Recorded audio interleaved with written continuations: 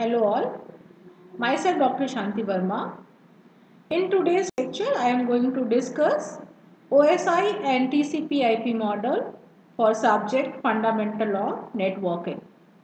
Let's first discuss the learning objectives of this session. At the end of this session, you are able to understand OSI model, know the working of each layers of OSI model, understand TCP/IP model and difference between OSI and TCP/IP model. Let's first discuss the OSI model. Basically, OSI full form is a open system interconnection, and OSI is the layering mechanism that was designed by Open System Interconnection Group from ISO.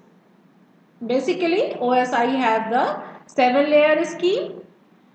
OSI is a theoretical model and in which every layers are designed to plan in advance. So, OSI model is considered as the primary architectural model for intercommunication, but it is almost non-existent in terms of its application. Basically, the lower 4 layers of the OSI models are connected with the flow of data from end to end through the network, and upper 3 layers are oriented more towards services to the applications. Now let's discuss the layers of OSI model. We can use a top-down approach or we can use a bottom-up approach. In top-down approach, basically application layer is in the first position, but if we are using a bottom-up approach, physical layer is the first position. So basically we can say there are 7 layers: physical, data link layer, network layer, transport layer, session layer, presentation layer and application layer. In short, we can say physical layer deals the binary transmission of data, data link layer access to the media, network layer addresses make addresses and finding the best path, transport layer provides you a end-to-end connection, session layer provides you a inter-host communication, presentation layer is dealing with the data representation, and application layer is provide network processes to the applications. Now let's discuss the application layer. Basically, application layer interacts with the application programs and it is the highest layer of the OSI model. It gives access to the network resources to the end users. The various types of application layer examples are like file transfer, emails, remote logins, etc. And some protocols of the application layers are FTP, that is a file transfer protocol, SMTP, that is a simple mail transfer protocol, and also the telnet. Now let's discuss the presentation layer. Basically, presentation layers deals with the data representation and it is concerned about the syntax and semantics of the information that is transmitted in the network. Basically, this presentation layer defines the format in which the data is to be exchanged between the two communicating parties, and it also handles the data compression and data encryption, which provides you with the help of the cryptography. And this layer manages the data abstraction or abstract data structures also. Basically, for example, if a program communicates with another computer, using extended binary code, decimal interchange code, and the other is using the ASCII. So it is necessary that the presentation layer might be able to translate between the multiple data formats using the common formats. So for interchanging the formats of the data presentation layer is used. Now let's discuss session layer. Basically, session layer allows application to maintain ongoing session, and for inter-host communication, session layer establishes, manages and terminates session between the applications. And this session layer are commonly used in application environments that make use of the remote procedure calls. Basically, session layer is also responsible for session checking point and recovery. It allows the information of different streams, maybe from different sources, to be properly combined and synchronized. You know that application, basically when we download any audio or the video file from the internet, then this session layer is responsible for finding out the checkpoints of the downloading. The protocols of the session layers are X225, ISO 8327. Now let's discuss transport layer. Basically, transport layer is responsible for end-to-end connections and for reliable data delivery. It is more concerned with transportation issues between the host. It can provide error detection and correction also. It provide multiplexing and demultiplexing also. Some congestion control techniques are also used in the transport layer, and it does flow control in case of the fast sender and the slow receiver. Some protocols of the transport layers are TCP, Transmission Control Protocol, UDP, User Defined Protocol, DCCP, that is a Datagram Congestion Control Protocol, and STTP, that is a Stream Control Transmission Protocol. Now let's discuss network layer. Basically, network layer is responsible for the delivery of the individual packets from the source host to the destination host. For that, it uses the routing. It also provides a network addressing using the IP or the local addressing. It facilitates the interconnection between the heterogeneous networks using internetworking. It provides a connectivity and defines the most optimum path, and the packet should take between two end systems. For that, it uses routing algorithms.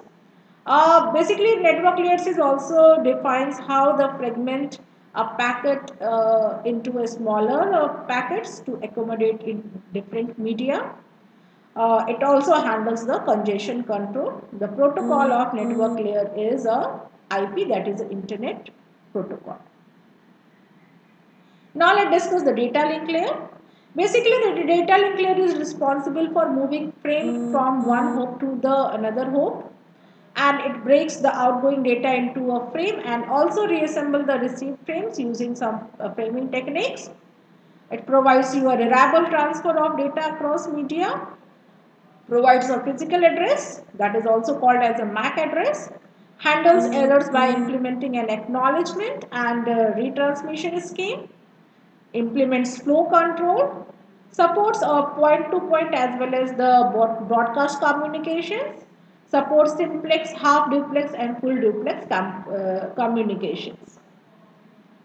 Now let's discuss physical layer. Physical layer is the lower layer of the OSI model, and physical layer provides physical interface of transmission of information, determines the specification for all physical components like cabling, topology, wired or wireless connection, how data encoding is used, modulation techniques, transmission rates, and different types of transmission like analog or digital transmission.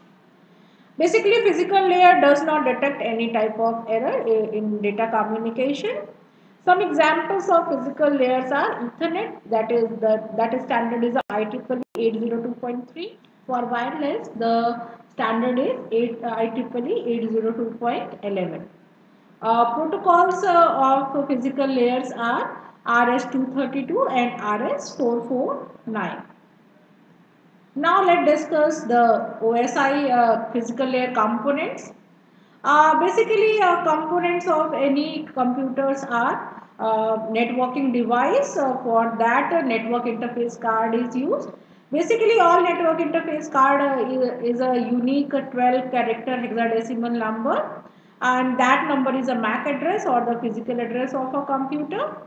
For cabling, we are using different types of cables like twisted pair cables, fiber optics cable, coaxial cable, and UTP cables. Now let's discuss TCP/IP model. Basically, TCP/IP model has four layers. And TCP/IP model is a practical model in which the protocols are designed first and then the layers. So it is not easy to change the protocols of any layers in TCP/IP model. Basically, TCP/IP model does not clearly distinguish between the services, interface and the protocols. The lower three layers of the OSI models are concerned with the flow of data from end to end through the network, and the upper layer is oriented more towards the services to the applications. There are various differences between the OSI and the TCP/IP model. Let's discuss. Basically, in layers of the TCP/IP model are in OSI reference model there are 7 layers. You can see in the figure that the application layer and presentation and session layer is combined in TCP/IP model and combinedly called as a application layer, while the network and the transport layer is same as in the OSI model, and data link layer and physical layer is combinedly called as a network interface layer. In some books also TCP/IP model have 5 layers. In that, data link layer and physical layer is same as the OSI model. So either 4 or 5 layers are in the TCP/IP model. It depends on the books. Basically, the physical layer and the data link layer are combinedly known as the network interface layer, or also called as a host to network layer. Now let's discuss differences between the TCP/IP and OSI model. TCP/IP is an implementation of the OSI model, while the OSI model is a theoretical model. TCP/IP model around which internet is developed. TCP/IP model have 5 or 4 layers, while OSI model has 7 layers. TCP/IP model is considered reliable, while OSI model is considered as a only reference tool. In TCP/IP model, protocols are not strictly defined, while in OSI model, stricter boundaries for the protocols are defined. TCP/IP model use a horizontal approach, while OSI use a vertical approach. In TCP/IP model supports only connectionless communication in the network layer, while in OSI model supports connectionless and connection-oriented communication in the network layer. In TCP/IP model, protocol dependent with the standard, while in OSI model, protocols are independent with the standard. And in TCP/IP model, protocols are not strictly defined, but in OSI model, protocols are strictly defined. In this session, I discussed the OSI model, layers and functioning of OSI model layers, TCP/IP model and differences between TCP and OSI model. On the basis of these topics, I give you 2 questions. Explain OSI model and its each layer in detail. Explain any 4 differences between OSI and TCP/IP model. For more learning, you can refer these differences. Thank you.